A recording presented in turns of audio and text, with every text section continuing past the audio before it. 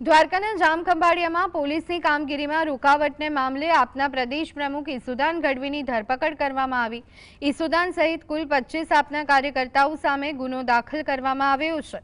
બિહારથી આવેલા આપના કાર્યકર્તા દીપક પર ફરિયાદને લઈ ઈસુદાન ગઢવી અને આપ કાર્યકર્તાઓ પોલીસ સ્ટેશન રજૂઆત કરવા માટે ગયા હતા, જ્યાં રજૂઆત દરમિયાન મામલો ઉગ્ર બનતા પોલીસે રાયોટિંગ કામગીરીમાં રૂકાવટ સહિતની કલમો હેઠળ ઈસુદાન ગઢવી અને આપના કાર્યકર્તાઓ વિરુદ્ધ ફરિયાદ દાખલ કરી છે।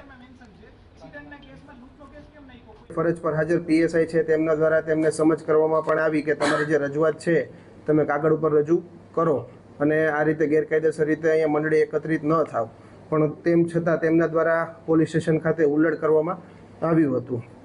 આ અંગે અમારા જે પીએસઆઈ છે યુકે જાદવ તેમના દ્વારા સરકાર પક્ષે ફરજ રૂકાવટ તથા રાયોટિંગ તથા ગેરકાયદેસર મંડળી રચી અને આ બધા અડચણરૂપ બની આ અંગેનો કાયદેસરની ફરિયાદ આપવામાં આવી છે અને તે અંગેની હાલ તપાસ ચાલુ છે।